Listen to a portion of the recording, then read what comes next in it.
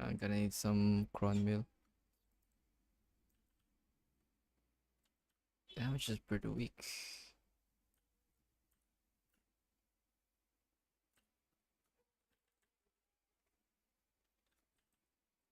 Just a bit more. I'm gonna complete my moonflower set. I just PO'd a fan, salty fan, and I got it. Just need the shoes, helmet, gloves, and sub weapon. Am I gonna get it though? I don't think so, but whatever.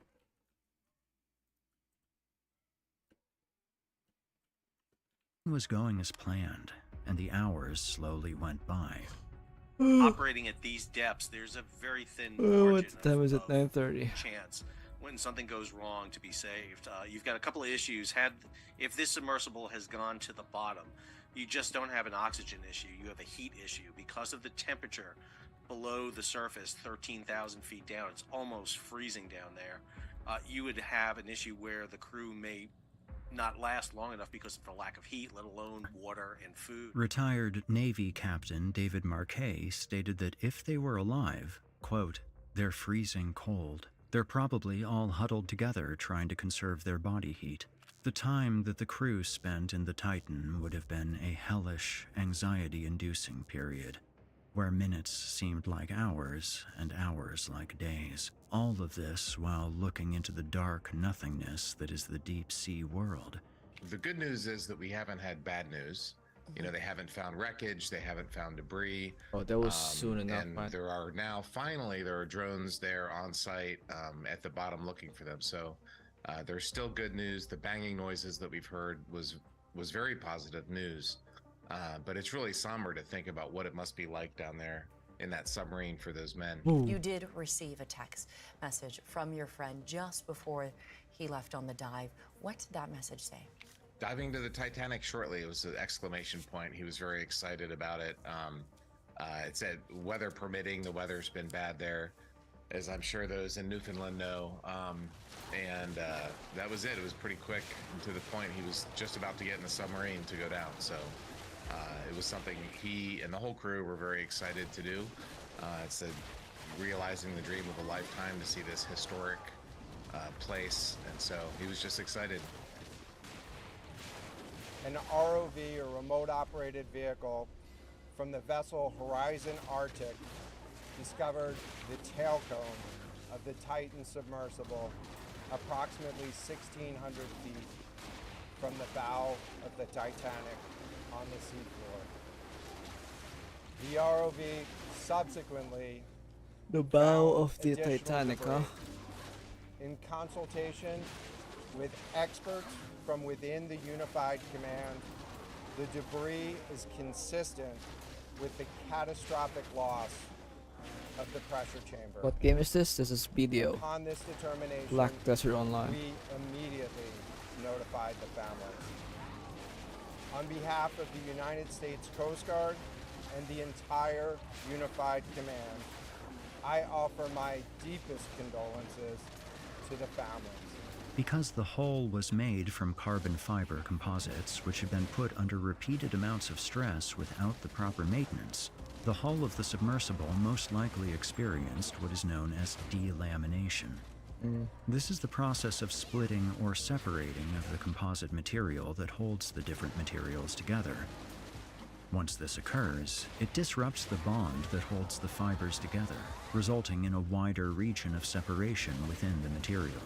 And repeated instances of delamination, especially in deep underwater conditions, would undoubtedly compromise the material's structural integrity.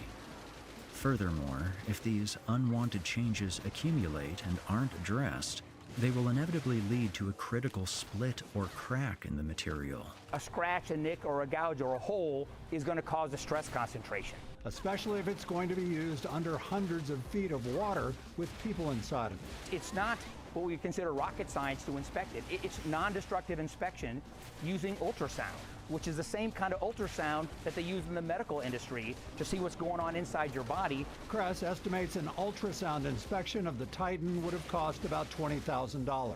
Cost effective, he says, especially if passengers are paying hundreds of thousands of dollars for a ride to the bottom of the sea.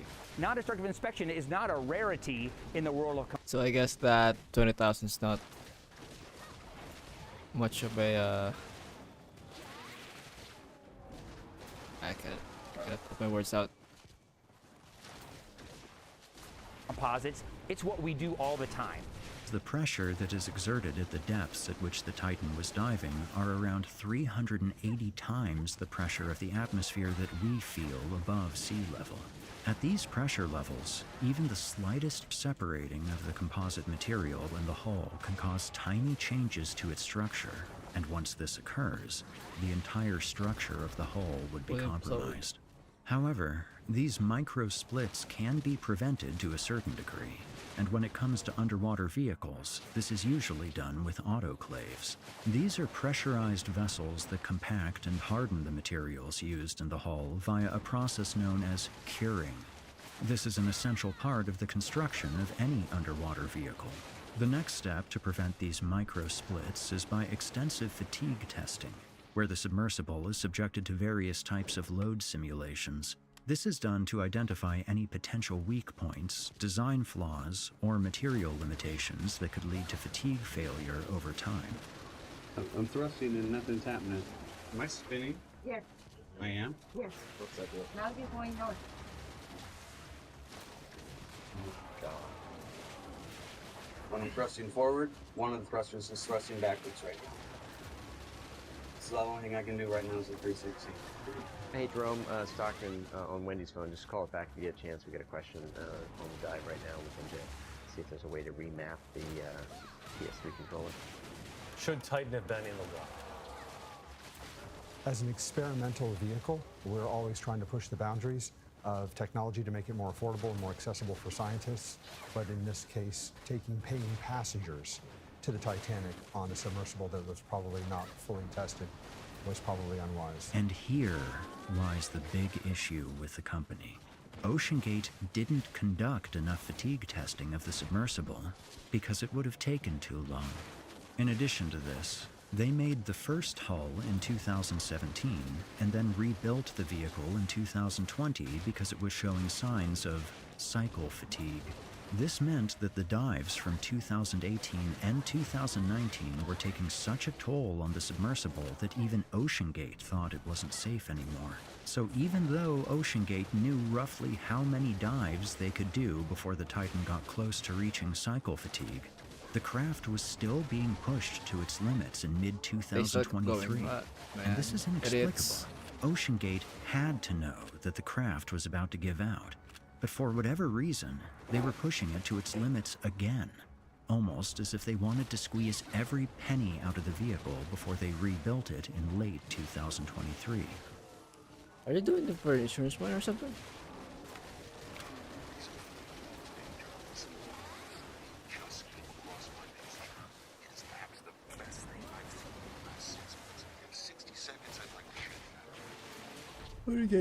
What are they doing? Rush was known to try and convince people to go on his craft, with Patrick Leahy, president of Trident Submarines, claiming that he used predatory behavior to try and convince people to go on his craft. Financier Jay Bloom has a similar story. Stockton, yeah, I think his heart was in the right place, and he really was passionate about his project, and he believed everything he was saying. But one of the things that concerned me was he told me he was flying in to see me, and he was landing at North Las Vegas Airport, which is an odd selection. Most people that come in privately come into either McCarran, which is now Harry Reid International, or they come into Henderson Executive. And I asked him why, and he said he was coming in on a two-seater experimental plane that he built. And I started to think about, he's coming in on a two-seater experimental plane to pitch me out to go on a five-seater experimental sub that he built down to the ocean floor to see the Titanic. And it was just, he has a different risk appetite than I do. I'm getting tired. I should probably go to bed. Bloom also stated that Rush said that the submersible trip would be, quote, safer than crossing the street, unquote. But thankfully for the Bloom family, they declined because they saw a lot of red flags in OceanGate's videos. Jay gave up their seats on the Titan for this trip. Another father and son did take those seats. They went on the Titan and, as we know, sadly and tragically lost their lives. When you first learned that the Titan was missing, and then on those days they were hoping for rescue, you're imagining like everybody else, but for you it's different, that it could have been you down there, right? Gasping for air. Then you find out it imploded. And you keep seeing images of the father and son who did take your seats. What went through your mind? Well, it's a very surreal experience in the beginning. You know you're supposed to be on that. You had the opportunity to be on that sub, and you see all this. It's everywhere we look. And the most haunting thing about it is when you look at the news and open my laptop on social media, television. It was everywhere, and they'd show pictures of the people who lost their lives. And all I could see when I saw that father and son was myself and my son. It could have been us in that picture. And Sean, I mean, obviously, the other young man there, he was 19, you're 20, right? I mean, it is eerie, the parallels. Rush's behavior definitely opens the question of why he was desperately trying to convince as many passengers as he could. And if he was pressured by his investors to do as many dives as possible before rebuilding the craft again. In addition to this, a Glassdoor review from February 2023, a few months before the disaster occurred, claims that the company is highly dangerous, tries to not pay their employees, and even states that the company doesn't make any money at all. So something was definitely going on. In addition to all of these glaring issues, OceanGate never went to get the craft classified with the DNV, nor any other classification company. And this is exactly why they received so much criticism throughout the years. In the end, Rush, who was arguably a genius with big dreams, succumbed to pure greed and narcissism, or perhaps pressure from OceanGate investors. As for the occupants of the craft, since they died in mere milliseconds, their deaths were absolutely painless. But our condolences lie with their families, dude. And we hope that companies such as SpaceX and more see this case as an important reminder that even though innovation is necessary, we shouldn't put the lives of innocent people at risk for monetary gain. Sometimes Mother Nature works for you, and sometimes Mother Nature is a Stockton Rush. Video narrated by Eric Peabody.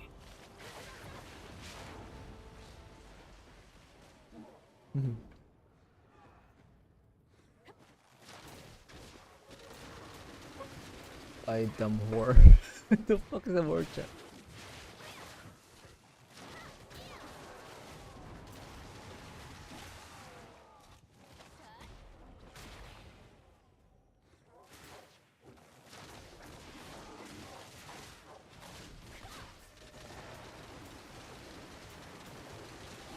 Is another Whoopsie. Nope. One of the simplest rules of business. Hello everyone. Just a moment as I start playing. それでは、はい、最後のキャラクターこちらです。はい、達也ですね。はい。この表情好きなんですよね。ちょっと困ったような。確かに。感じだけど眉毛が確かに困り眉毛。これはもうみゆきのこと見てますね。劇場でどんなセリフが飛び出すのか、早見さん、匠さん、予想お願いします。はい。どうしようかな。何がいいかな。何をね。どうしよう。どうしよう。やっぱり口数は少ないからね。俺今日いっぱい喋ったなって思う時は魔法の説明してる時だから。できた。できた。いやもうシンプルに。シンプルはいそうですね。はい、じゃあこれははいもう世のね女子これだから名前を書かなかったんですけどはい普通にいきますシンプルにじゃん。まったく困ったやつだな。ちょっと待って右。またさっきの。右のね。ちょっとほら。これはタッチや。これはタッチ。ほら完全に。一致。いやいやいや。完全に一致した。完全に一致しま。あ、ちょっと。カメラさんこのうまいこと避けられてた。これはでもね、やっぱ女の子的にこの表情を見たらやっぱこういう感じで言ってほしいと思う。違 shit. めっちゃ選んでる。すごい否定が難航しあ、違う違う。何が違うもっと言う Tired の。 now. ちょっと女子今度言ってほしいよね。言ってほしい。これはでも頭ポンポン。言い方としてはいい方の言い方。いい方で困ったやつだな。まったく困ったやつだな。違うもう。お前はさもうみたいな。違います違います。なんか困ったやつだな。まったくみたいな感じが良くないですか、こういう世の女子やれやれみたいな。ちなみにですけどもね、僕は生まれてこの方一度もそんなニュアンスでこんなことを言ったことはないです。いや、なんで今そのちなみにを言ったんですか。ひょっとしたら世の中のね、女子は勘違いをされてるかもしれないけど、多分ほとんどの男の人がいい意味でこれを使ったことはないと思います。本当にまったく本当困ったやつだなお前はニュアンスの方だけだと思います。本当にまったくされてるかもしれないけど、多分ほとんどの男の人がいい意味でこれを使ったことはないと思います。本当にまったく本当困ったやつだなお前はニュアンスの方だけだと思いますよ。本当ですか。あれ、こういう感じで言ったことある方だからいません。みんなこれをね見てる人たちは使わないですよ。本当にできたけど使わないですよ。あ、できました。 It's pretty much 達也の語尾じゃないこれ。あなた何書いてるんですか。全然違う人が言ってあなたが言われないこと勝手に書かない。そういうコーナーじゃないんですよ。結構そういうことは我々ね、女子目線だからこれちょっと言われたいこと達也じゃないな。まあ、いきますよ。はいはいじゃあはいじゃーん。お前ゆい、俺に頼っていいんだぞ。これもう欲望ですよね。名前書いちゃって。ゆいって誰？私です登場してないから。趣旨をね、趣旨をもう一回説明するよ。今回の劇場版で言いそうなやつ。そうか言ってほしい言葉じゃなくて、言ってほしいこと劇場版で言いそうなことをお願いしますね。達也の愛がちょっと溢れちゃって。そうですね。私でもこれ聞きたいな、ちょっとこれ。頼っていいんだぞって。名前呼んでもらえる機会もうないかもしれない。やばいですね、これは。もうやばいですよ。いや、でも達也にもう全部言ってほしい。言っちゃいますと。あと10個。ボツになったやつどれだったんですか。ボツになったやつはなんだっけな。なんか。まあここまで書いて気持ち悪いからやめました。さすがに。お前可愛いところ。ちょっとこれ。大前提の問題がそこなのよ。ここが変わってないの。これ1行目。ここも最初決まってたんですもん。これがマストなのね。マストで、可愛いところもあるんだな。いやちょっとさすがにキモいかなと思ってこれにしました。これに頼ってキモい。キモいですか？引き続くよ。引き続きますかね。もし俺台本をね、劇場版の台本これですっていただいた時に、これゆい誰ですかねってなるの。書いてある。監督ごめんなさい。一個だけいいですか？僕全く台本読めなくなったのか知らないですけど、ゆいって誰ですか？いや。私です。事前に説明を一応。このシーンの説明をしますね。 pretty much destroying the fantasies these girls are making. じゃあちょっと表をちょっとアンケート取らないと。見ましょうか。はい。見てみます。出ました。はい。では、アンケート結果お願いいたします。どうぞ。おお。やったー。やったー。まあでも立ち上がっちゃった。これはもうでも同情票ですよ。同情票なんですか？同情票ですよ。みんな聞きたいですよね、これ。かわいそうだなって。いやもう何でもいいです。どんな票でも。読んでもらえるなら。読んでもらえるなら。じゃあ読んでもらいます。いやでもこれ入れたらどうですかね、ちょっと。大丈夫ですか？ What the hell was that? いやなんかJust saw someone fly by with a horse. もう全国で It was terrifying. 達也だから。達也なんですよ。達也です。いいんですか？行ってみましょうか。はい。達也お願いします。3、2、1。ゆい、俺に頼っていいんだぞ。ほら、こんな空気になるでしょ。いやかなりガチめな笑いが出ましたね今。いや呼んでいただいてありがとうございます。今日本当に来てよかったです。いや嬉しい。こんなんだってないですよ。だってもう絶対こんな番組じゃないと。まあ現場に行けないじゃないですか。こう言ってくださいね。落ち着こう。あ、わかりました。 This is a topic that I've talked about on the podcast occasionally and sometimes on stream, but overall I feel the entire lore and situation around Boogie 2988 over the last like 5 or 6 years has just been incredibly sad. But there was a documentary just... Sorry, what? He just came here just to PK? Okay. What the fuck? I'm gonna switch servers. What the hell was that?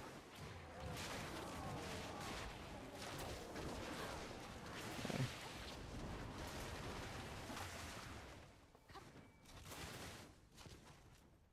I don't know what just happened.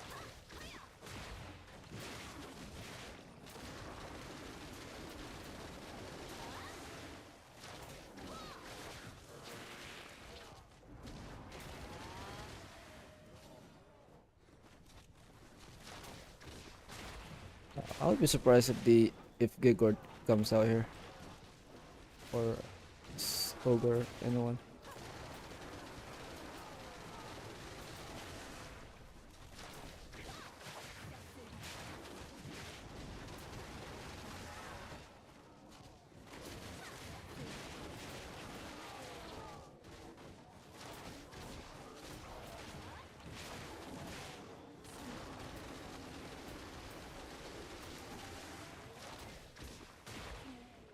Released about him, which had Boogie's stamp of approval, his blessing. A documentary filmmaker by the name of Mike Klum spent the better part of like 9 months filming Boogie and going over cataloging his life.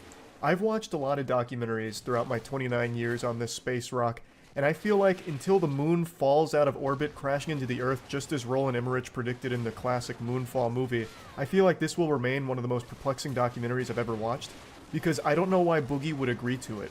It makes him look so bad.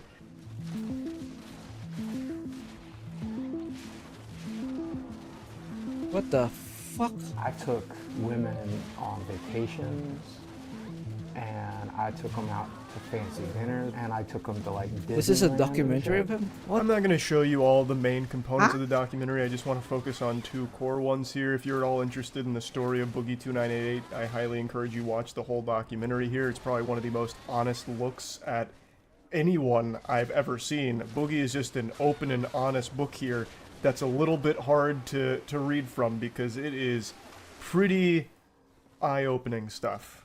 But anyway, his fall from grace on the internet is an extremely well-cataloged downfall.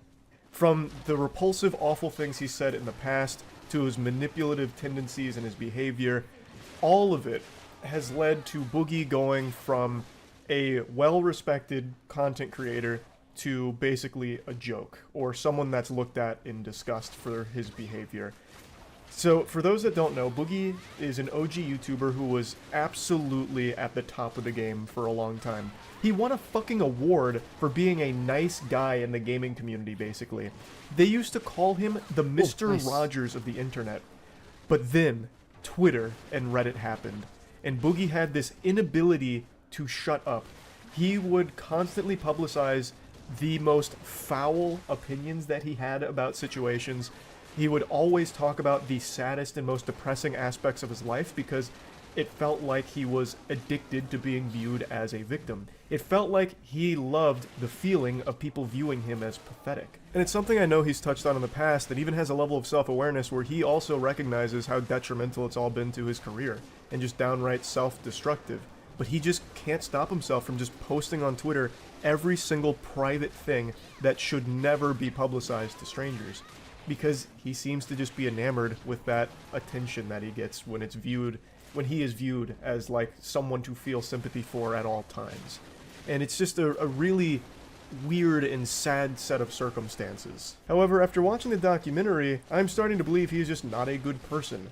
I was always under the impression that very deep down is a caring individual who had a good heart and good intentions and just got a little lost and confused along the way. But after seeing this and all of the worst aspects of his life that he just proudly highlights here, I just really am starting to think he's just not a good guy.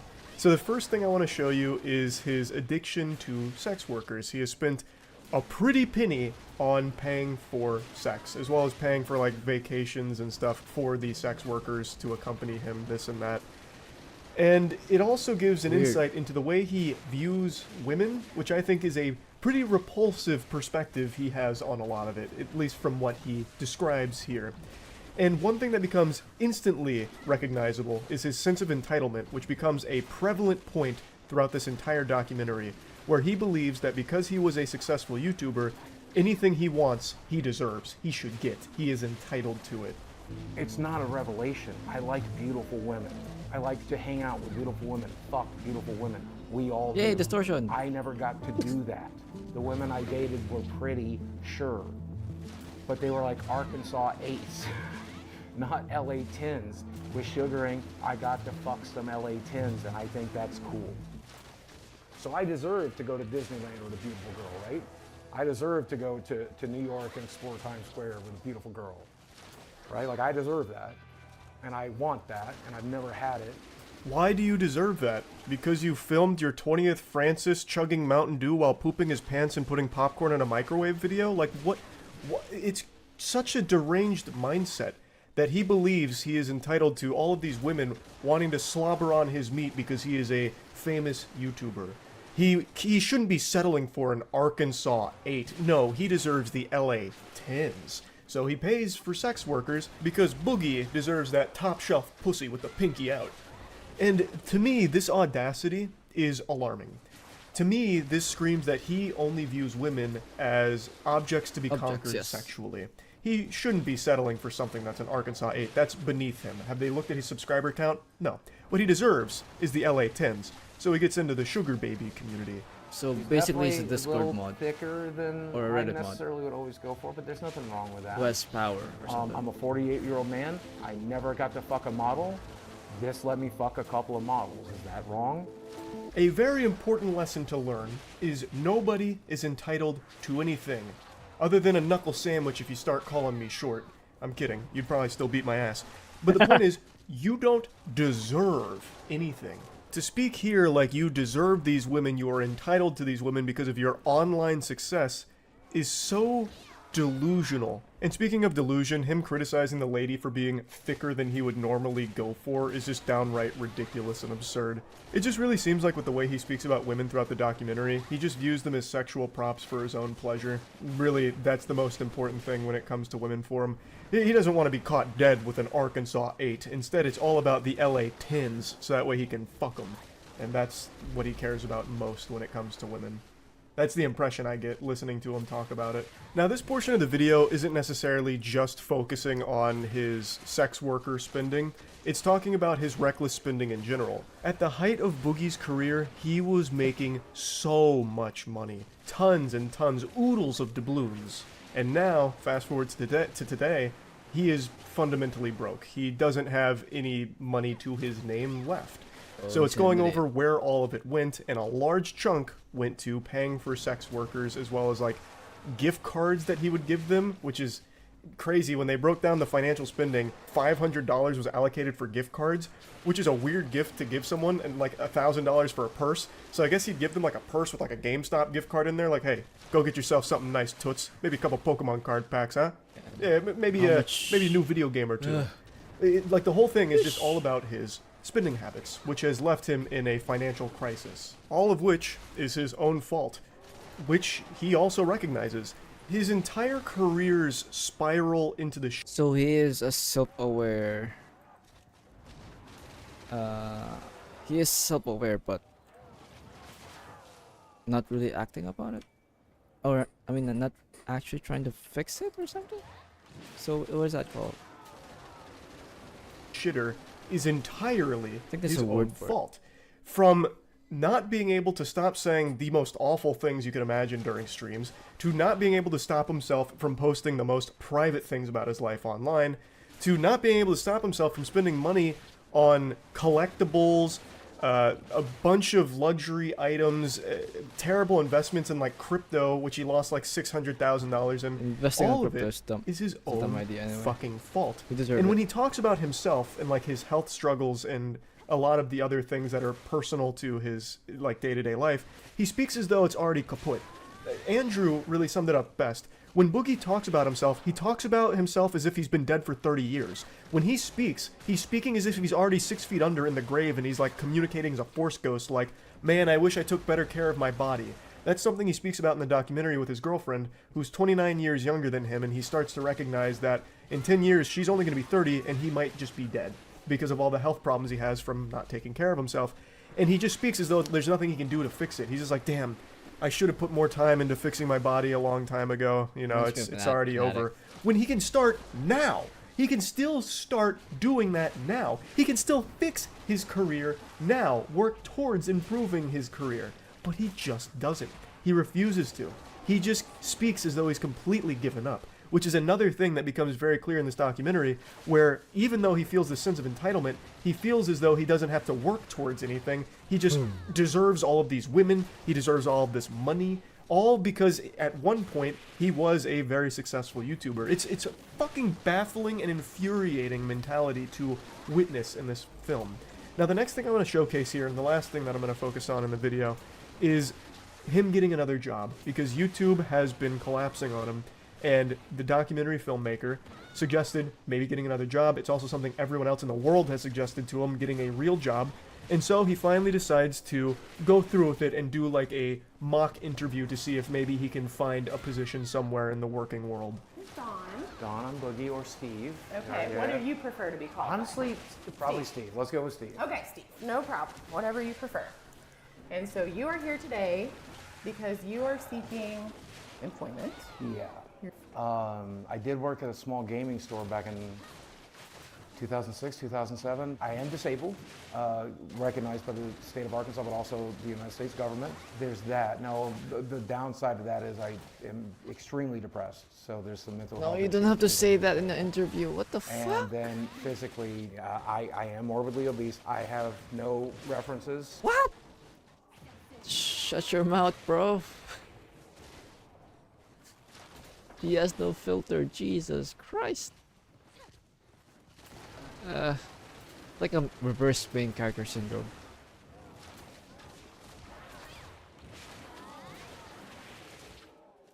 No work history and no education. And when you Google my name, you might see rumors that So painful to watch. beat my ex-wife, and I am also a pedophile. This is not a therapist. This is When an I first saw this clip, it wasn't in the documentary, it was floated around on Twitter. I thought it was just part of a skit. I was blown away. I was like, damn, Boogie's got some real acting chops now. He's really been hitting the thespian troupe out there training. I was like, damn, kind of a fire, you know, comedy sketch.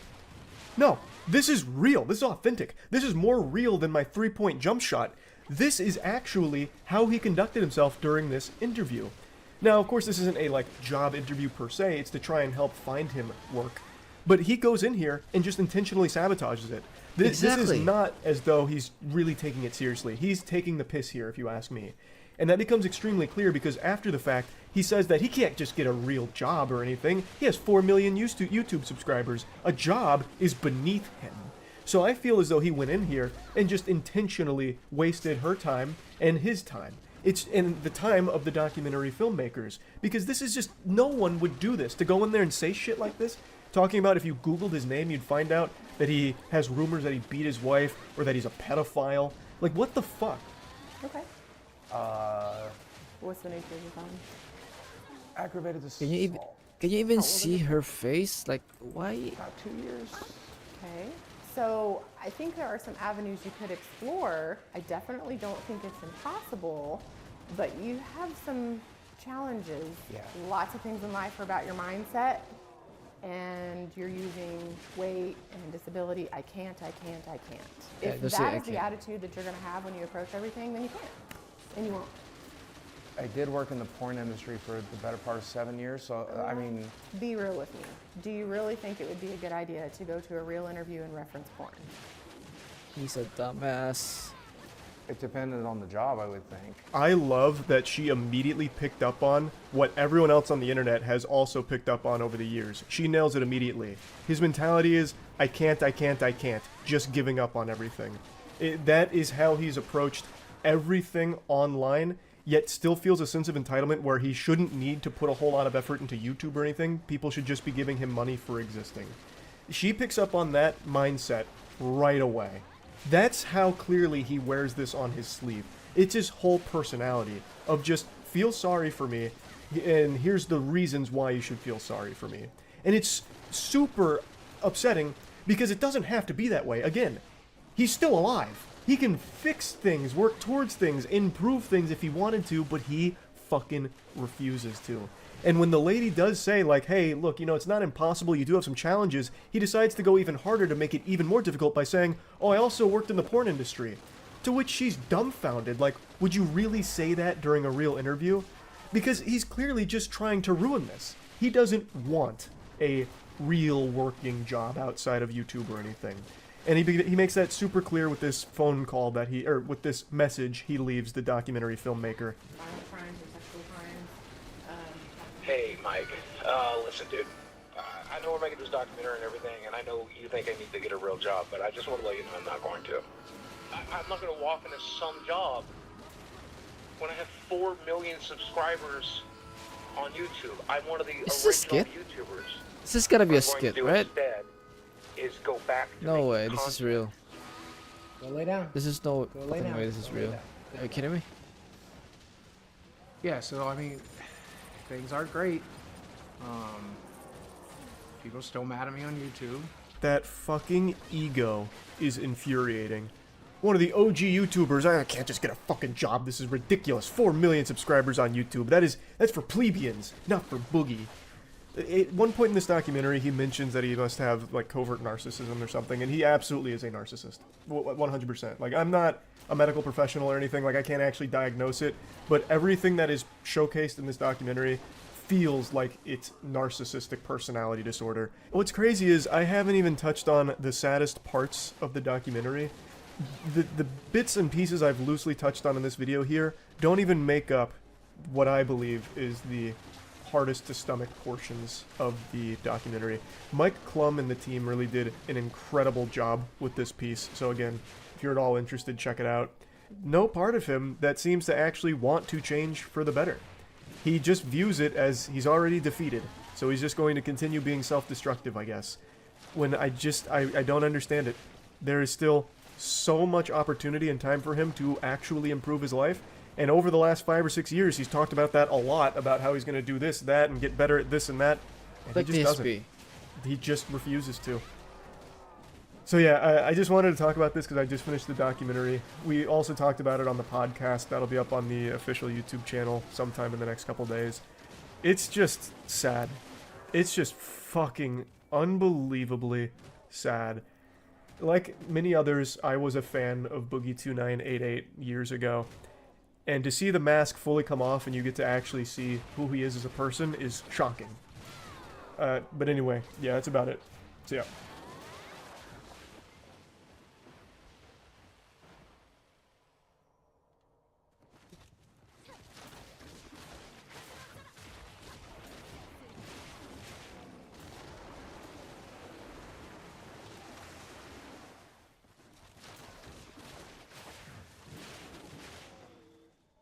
Yeesh, man.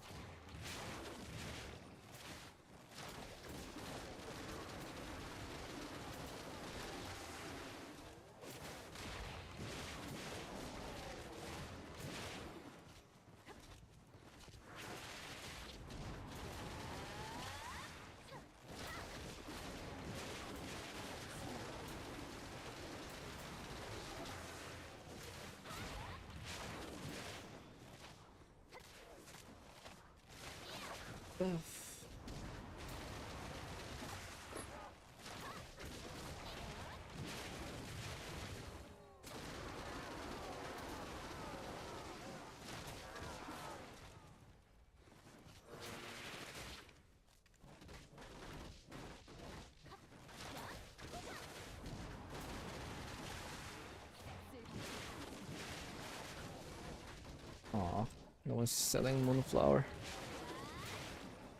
I need the shoes, tome, helmet, and gloves. Okay, it's gonna be complete. Should I just PO the whole thing? I'm gonna check if...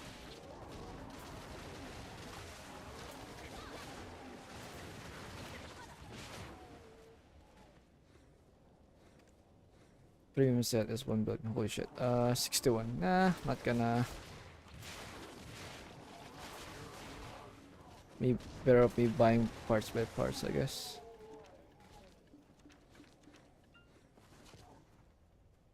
Okay, it's gonna be the last pull. I'm just gonna check for the blue things, and then I'm gonna go off because I'm tired. 14 minutes already? That was quick.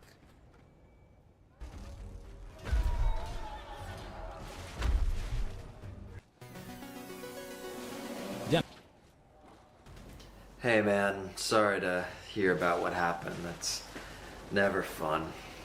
How have you been, dealing with it? She's in the past. The past is not my concern. Well, she was a great cat. And you must have some good memories. Just lessons. Oh, she'd look up at me. Meow. Meow, meow, meow. Uh-huh. Wasn't accustomed to being spoken to that way. Yeah, that's pretty typical for a cat. There's no way to conduct business. Yeah, your voice sounds different. I put out my hand to rub her belly. The hand that feeds her, the hand that gives her treats. Still she'd attack me, eh? Still she'd bite my hand. That's why I always say, rule number 1, never forget what they did to you. I feel like your cat is forgivable for something like that. My trust was already broken. So have you been thinking about getting a new one? It does feel kind of lonely here without her. Standing alone doesn't mean I am alone. Just means I can handle shit on my own. Okay, why does everything you're saying sound motivational? I've always spoken like this. But you haven't. You've always said dumb, goofy stuff with an American accent. The smarter you get, the less you speak. Okay, I think I know what's going on here. You finished watching the Peaky Blinders show, didn't you? Never heard of it. Oh yeah, it's totally random that you're wearing this huge black pea coat. I've had this. I've never seen you in a pea coat for as long as I've known you. Saving it for the right day. It's like 85 degrees out. What do you mean? I'm used to the hot furnaces that outline the cobblestone streets of my home. Was practically born in them. We both grew up in Ohio. What the hell? Hey, listen, it'll get coked up. We still have a job to do. Yeah, you want me to help you bury your cat. Which, by the way, no one has ever asked me, ever. Because we have to do it right. That's why. Because we f***ing can. Because we f***ing can! Alright! Where are we digging? I haven't found the spot, but I have found the path. And I know it is the right path for us to take. Okay. What? Well, how do you know it's the right path? Because it stopped being easy.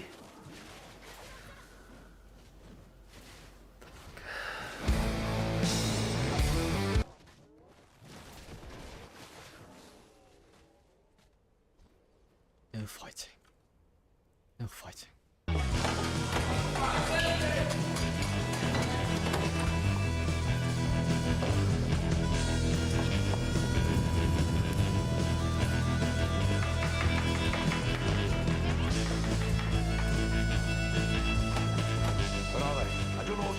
John, what are they? I'm telling you now, we got lost. Oh, come on. You really need to do a map.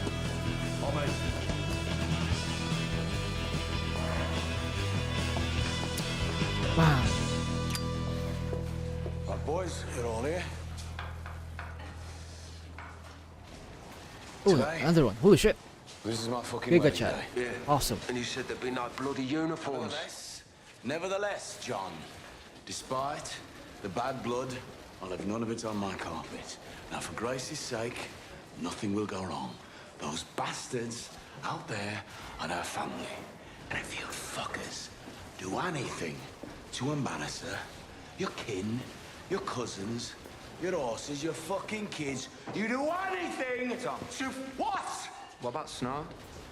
Yeah, they're women of sport, I'll say that. No. No cocaine. No cocaine. No sport. No selling fortunes. No racing. No fucking sucking petrol out of their fucking cars. And you, Charlie, stop spinning yarns about me, eh? Oh, I'm just trying to sell you to them, Tom. But the main thing is, you bunch of fuckers, despite the provocation from the cavalry, no fighting. Right. Here comes Giga chat. No fighting. No fucking fighting. Is this gonna be a second distortion? Is this it? No fucking fighting! Good. Get the fucking... Poor waiter. Like, come on, he's just doing his job. Man.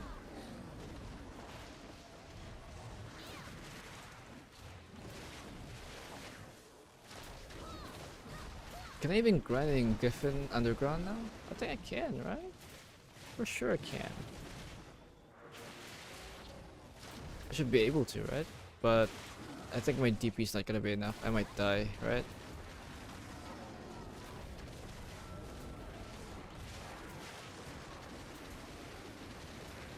I might die there.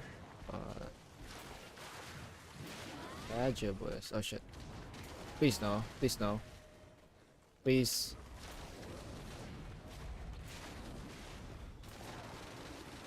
Yay, distortion. Oh no, it's a Thai guy. I know it. Okay, I'm getting out of here. Fuck that shit. I got what I want and I'm leaving.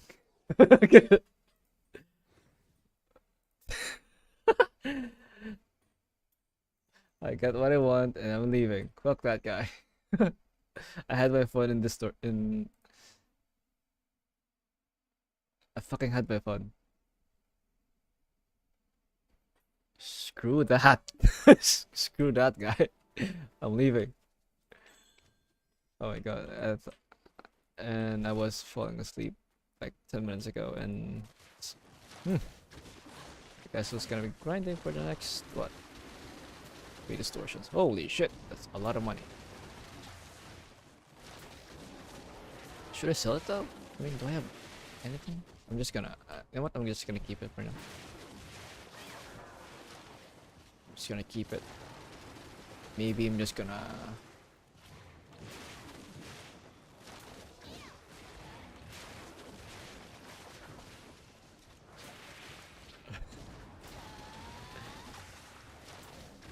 I know what he's gonna do. He's gonna grab me and then gonna feed me to mobs. Those guys are assholes.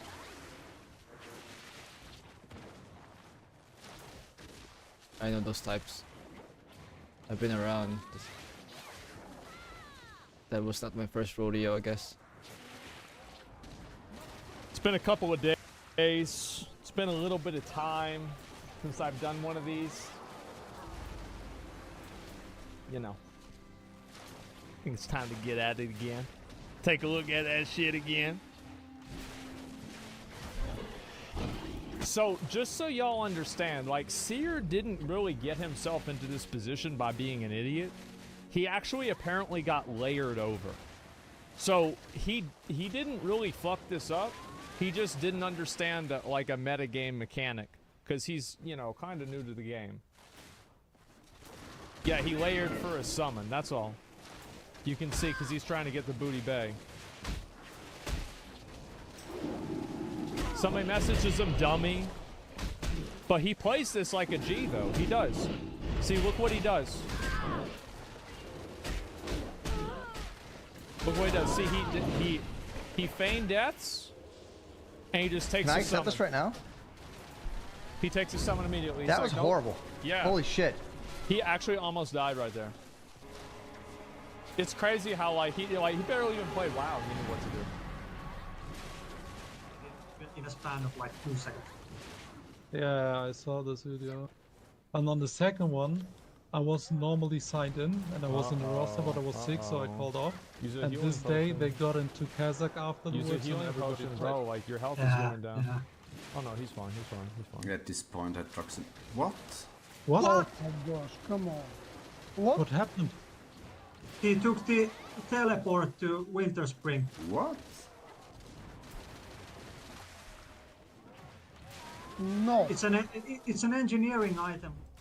That looks like that's a bug, bro. Like that's a fucking bug. Like that, I hate that shit, man. I really do. I hate bugs like that. That's so dumb. That is so dumb. It's not supposed to tick all at once. Yeah, that's dumb as fuck. explain. So, like, basically, like, all those ticks at the end, like, I don't think that was supposed to happen. Should have petried? I mean, I would say that he should have petried, but, like, how could you possibly know that at the end of the debuff, it was going to tick 15 times? You see what I'm saying? Like, I mean, the game leads you to believe something, and then it turns out that's not true, right? Like, he thought that he was okay. He made the correct decision. It was like he couldn't have known that was going to be happening. He thought he was fine, because, you know, he had a dot on him, and he just ate to outrun the dot. Dot expires, it kills him. Okay, Wrong. this is easy. How are you going to lose in this? Like, it's two gorillas. I think I could transfer. Oh, it's only 2 gorillas. How are you going to lose to 2 gorillas? Oh, I see how. The Thunderers do an Earth Shock. That's the thunder part. Where's your bandage? Where's your bandage, bro? Like, where's your bandage? Where's your healing potion? Bro, he don't even have it on his bar. He's got Thistle Tea. Okay, that's something.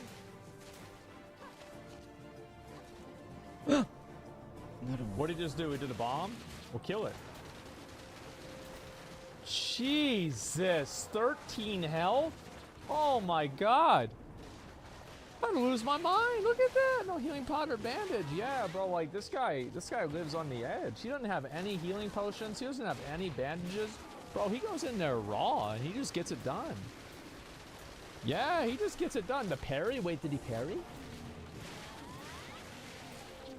Oh my god. He did. He fucking parried the attack that would have killed him. Holy shit. He knew. He knew he was gonna parry.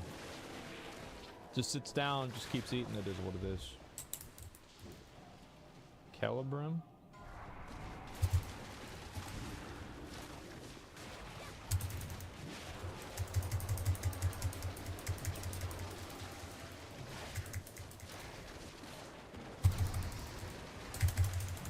Do a lot of damage. Use your healing potion. Maybe use that bomb that you got, like that 15. Yeah, I would just run. He can take like 6 more hits. That's a mistake. He should have gone out.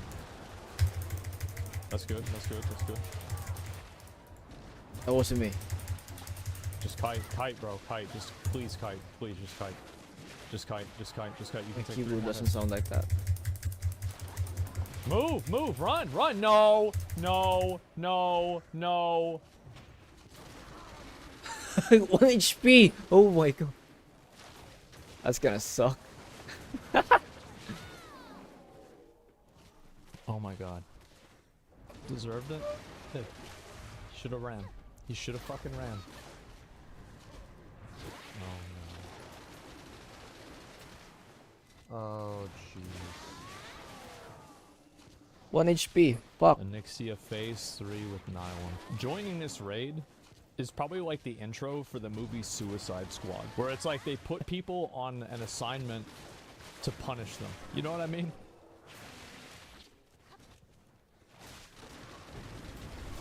God, So who's position lucky you can Just gonna get get the aggro. Change position, guys.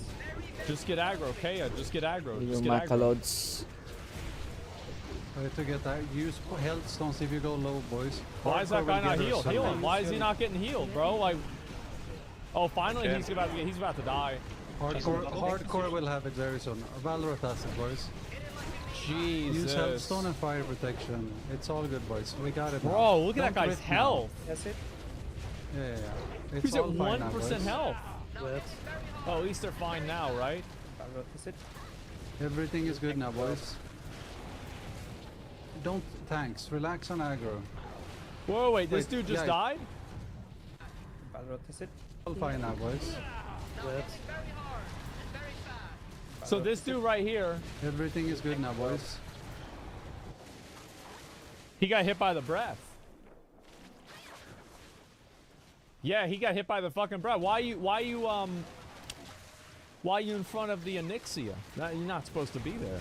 Maybe it's after Thanks. the fear. Relax on aggro. Maybe that's what it was. I'm gonna go to You bed. have to go place your fire things, by the way. I have work tomorrow. If you haven't. Yeah. Just dying. Jesus, man. I would say what went wrong with that, but I can't. I don't know if I can talk for that long. Why are you in front of a Nixia? Yeah, you just shouldn't be in front of a Nixia. Like, it's just a mistake. You just shouldn't be in front of a Nixia, bro. Like, it's that simple. What else is there? All right. Next, it was like, I love watching the raid ones, man. The raid ones are my favorite. I'm gonna be honest. I love the fucking raid ones. What's this? Cavs Mary? Dagger incoming? Alright, let's see it. There's no way how somebody gonna die, is that it? Oh, my god! Oh my god! Dude, that's a warrior item. Bro. That's a warrior My item. gosh. That's for a warrior. That's for the warrior.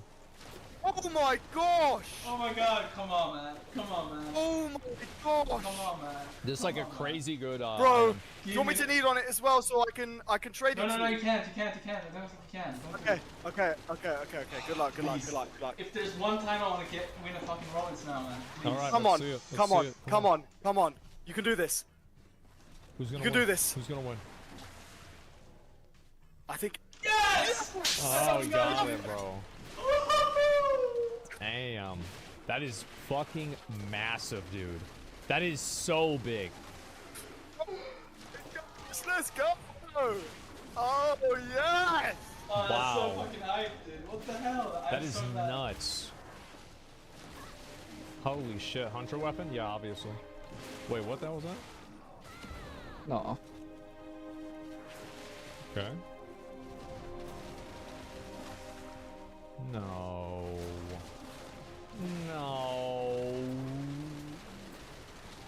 Oh, come on, man. Oh, no. Oh, I hate this. This is so sad. This is dumb.